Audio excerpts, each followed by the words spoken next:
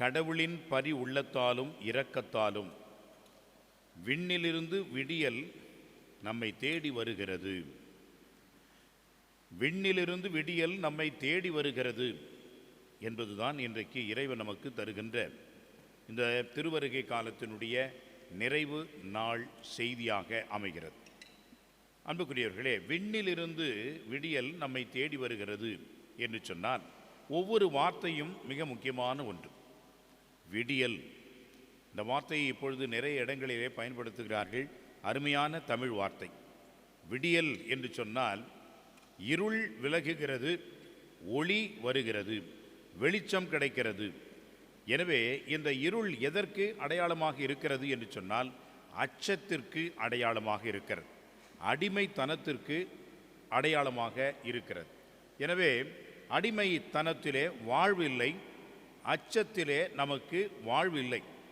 வாழ்விழந்து கிடக்கின்ற இந்த அச்சத்தில் இருக்கின்ற இருளை விலக்கி போக்கி நமக்கு வெளிச்சத்தையும் வாழ்வையும் மகிழ்ச்சியையும் கொண்டு வருவதுதான் உண்மையான மீட்பு, இயேசுவினுடைய பிறப்பு. இதை யார் கொண்டு வர முடியும் என்று சொன்னால் ஆண்டவர் இயேசு மட்டும்தான் கொண்டு வர முடியும். வேறு யாரும் இதை கொடுக்க முடியாது என்பதை மிக தெளிவாக இதிலிருந்து நாம் புரிகின்றோம். எனவே விண்ணிலிருந்து இந்த விடியல் எங்கே இருந்து வர வேண்டும்? விண்ணிலிருந்து வர வேண்டும். கடவுள் நமக்கு இந்த விண்ணிலிருந்து இந்த விடியலை கொடுக்கின்றார் என்பதுதான் உண்மையான கிறிஸ்மஸ் செய்தியாக நமக்கு அமைகிறது. அன்புக்குரியவர்களே, இந்த நிகழ்வு ஏன் நடக்கிறது என்பதற்கு ஒரு காரணமாகத்தான் நற்செய்தியினுடைய முதல் பகுதி நமக்கு எடுத்து சொல்கிறது. யார் இந்த வார்த்தைகளை சொல்வது என்று சொன்னால் ஜக்கரியா சொல்கின்றார். காரணம் என்ன? ஜக்கரியா இறைவனுடைய வார்த்தையை அவர் தயக்கத்துடன் எதிர்பார்த்தார். நடக்குமா என்று ஐயம் கொண்டார். இது எப்படி என்றெல்லாம் அவர் தன்னுடைய உள்ளத்திலே கேள்வி கேட்டார். அன்னை மரியாளும் கேட்டார். ஆனால் அன்னை மரியா கேட்டது அந்த இறை வார்த்தையின் மேல் இருக்கக்கூடிய அவநம்பிக்கை அல்ல, மாறாக இது எப்படி நான் புரிந்து கொள்ள முடியும், ஏற்றுக்கொள்ள முடியும், எனக்கு இது வியப்பாக இருக்கிறதே என்று ஒரு ஆச்சரியமாக அதை இன்னும் ஆழமாக புரிந்து கொள்கின்ற விதமாகத்தான் கேட்டார். அப்பொழுது வானதூதர் சொன்னார், கடவுளால் முடியும், கடவுளால் முடியும் என்றதும் இதோ உமது அடிமை என்று ஏற்றுக்கொண்டார். ஆனால் ஜக்கரியா முதிர்ந்த வயதில் என்னுடைய மனைவி இருக்கின்றார், மலடியாக இருக்கின்றார், அவருக்கு எப்படி குழந்தை பிறக்கும் என்ற ஒரு சந்தேகத்திலே தான் அவர் அந்த ஒரு நிலையிலே தான் வாய் பேசாத ஒரு தண்டனையை பெற்றுக்கொண்டார். அன்புக்குரியவர்களே, இந்த வாய் பேசாத தண்டனையிலிருந்து இப்பொழுது ஆண்டவர் அவரை விடுவிக்கின்றார்.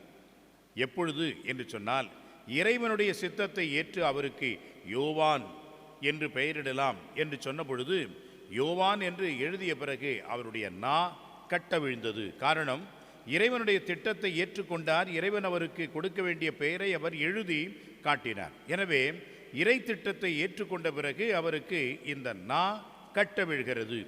இந்த ஒரு அடிமைத்தனம் என்று சொல்லக்கூடியது, இந்த உடல் ஊனம் என்று சொல்லக்கூடியது இப்பொழுது அடையாளமாக அவருடைய நம்பிக்கையின் விடியலாக மாறுகிறது.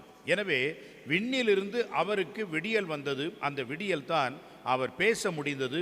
அவர் அந்த பேச்சிலே இறைவனை புகழ்கின்றார், இறைவனை பாடுகின்றார். அந்த இறை புகழ்ச்சியை தான் நாம் இப்பொழுது வாசிக்க கேட்டோம்.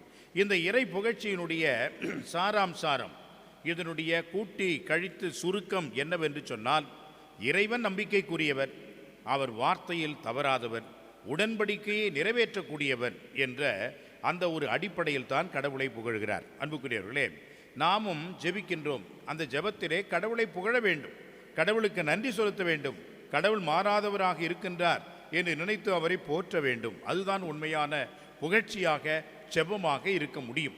அந்த வகையிலே தான் ஜக்கரியா கடவுளை ஏன் புகழ்கிறார், ஏன் போற்றுகிறார் என்று சொன்னால், கடவுள் நம்பிக்கைக்குரியவர், கடவுள் வார்த்தை மாறாதவர், கடவுள் உடன்படிக்கையை அவர் மாறாத வகையிலே, மீறாத வகையிலே கடைபிடிக்கின்றார்.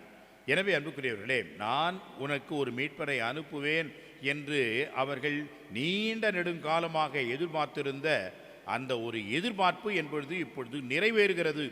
எனவே மகிழ்ச்சி. தனது கட்டவிழ்ந்ததனால் எனவே இறைவனுக்கு புகழ்ச்சி. வார்த்தை மாறாத இறைவனை அவர் போற்றி புகழ்கின்றார். ஏனென்றால் விண்ணிலிருந்து அவருக்கு ஒரு விடியல் கிடைத்துவிட்டது. நாமும் இன்றைக்கு விண்ணிலிருந்து விடியலை எதிர்நோக்கி கொண்டிருக்கின்றோம். அந்த விடியல் என்பது இறப்பின் இருளிலே நம்மிலிருந்து மீட்கப் போகிறது. இந்த இரவிலே நாம் அதை கொண்டாட இருக்கின்றோம். அந்த இரவு கலைந்து புதியதொரு வாழ்வை நமக்கு அந்த புதிய ஒரு ஒளியிலே இறைவன் நமக்கு கொடுக்கின்றார் என்பதற்காகத்தான் நள்ளிரவு திருப்பலியை நாம் வைத்திருக்கின்றோம். எனவே இந்த புது விடியல், விண்ணிலிருந்து வருகின்ற அந்த விடியல் என்பது இயேசுவினுடைய பிறப்பாக நம்முடைய வாழ்க்கையிலும் அமைய நம்மையே தயாரிப்போம். இந்த கிறிஸ்து பிறப்பு விழாவை சிறப்பாக கொண்டாடி விடியல் தருகின்ற மீட்பை பெற்றுக்கொள்வோம். ஆமென்.